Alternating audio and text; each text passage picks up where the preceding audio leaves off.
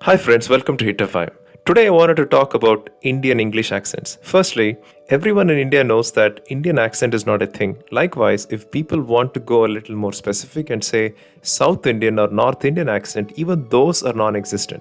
If you take South alone as an example, there are four major languages which are quite different from each other, right? And if they use their pure native tongue at home as a primary means of communication, their English accent will certainly have that influence. For instance, a Tamilian born and brought up in an environment where Tamil is the primarily spoken language and English being an academic language, he or she will certainly have the influence of Tamil in their English accent. This is true for the people throughout India, unless you are brought up in an environment where English is your primary language of communication at home or outside. Now let's look at some numbers which have nothing to do with our English accent, right? But just the language skills. According to 2011 census, English is spoken by 10.6% of our population, where 0.02% reported English as their first language and 6.8% reported as their second language and 3.8% as their third language. We can certainly guess that these numbers increase significantly when 2021 census is taken, right?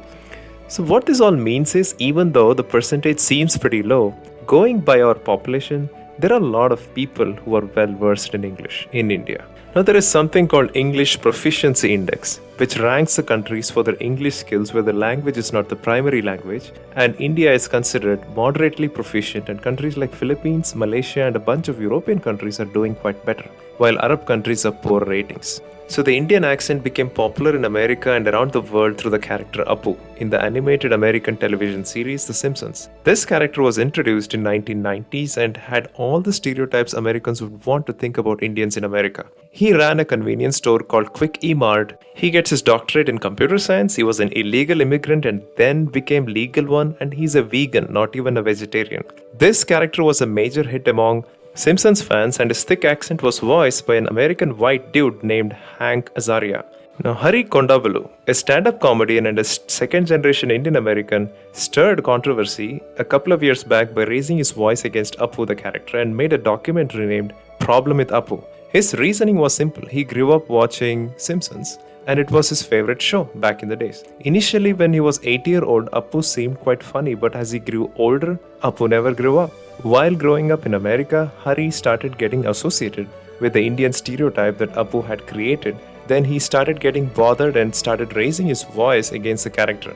While everyone heard his voice loud and clear, the character Apu still continues to be the flag bearer of the so-called Indian accent in America. So the stand-up comedian Russell Peters popularized an Indian accent, which was possibly a mix of the accent of his own parents who are from West Bengal, and possibly the Punjabi diaspora in Canada where Russell grew up.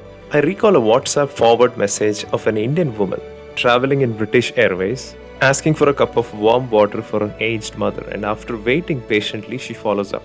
That turns into an unnecessary quarrel when the British Airlines staff is asking the Indian woman to speak in English, even when she's speaking a decent enough English. On a lighter note, one of my American colleagues who was empathetic to the difficulty that many countries like India have to endure learning multiple languages in their lifetime, jokingly said that one language that he acquired from his parents happens to be the most important language on the planet, and he didn't have to bother learning any other language in his lifetime.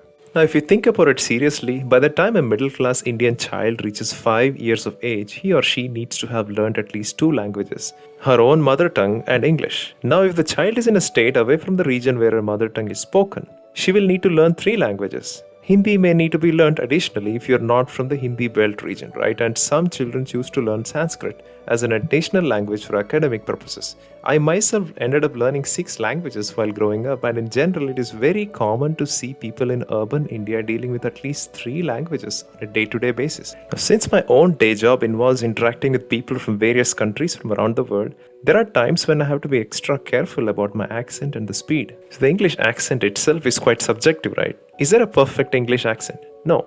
Now think about it. The British who taught the world how to speak English, their own accent gets made fun of by Americans through their stand-up comedies or sitcoms like Big Bang Theory. So the Britons make fun of American accents too, and just like various accents within India, there are different accents in America or Britain depending on where you come from. Switching to India, Is there a perfect Indian accent? While Americans and Britons are making fun of each other's English plus our Indian English, we Indians make fun of English of other fellow Indians, right? Now, if there is any accent that is being ridiculed over and over again by fellow Indians, it is the Malayali English accent, right?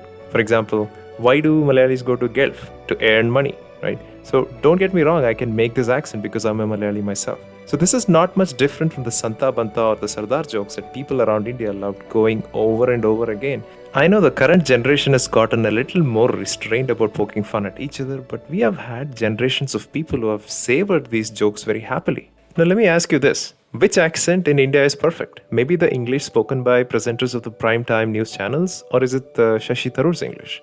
Obviously, they might have grown up in an environment or studied in institutions where they must have learned the do's and don'ts of English language.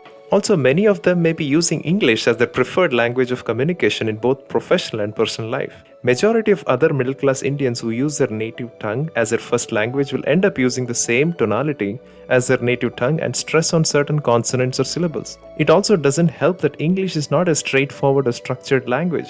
Now, if you take a simple word like water, right, and go by the simple phonics, T makes the ta sound and R makes the ra sound. So we Indians simply go by the phonics of the word and call it water, right?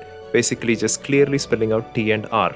Now Americans say it as water, not stressing too much on T and R as if the stressing on them costs money, right? Now the Britons say it as water, totally swallowing the R and introducing the W sound before the T. Maybe they should consider changing the spelling of water, right? Now, if you think about it, most Indian accents stress a lot on consonants, specifically the R and T are distinctly noticeable when we speak. Now, in general, even though English is a beautiful language, right, the rules of the language are quite cumbersome and the language is quite open to anybody's interpretation. On the contrary, all our Indian languages have a clear set of alphabets and what they sound like. When you read something in native tongue, you just need to stick by the simple phonics rules. For instance, a letter ta will always be ta. It will not take a different sound depending on the context, like what we saw in English and American accents. Now, one may wonder, why do we care about non-Indians poking fun at our accent or not comprehending our accent? So if you're working in a diverse multicultural environment where you have to interact personally or over phone with folks from various other countries, you may agree that the first complaint they have about our English is the speed. Now, if you're speaking a perfect American or British accent with that speed, that's okay. But the combination of our accent plus the speed makes them sweat it out to understand what we speak.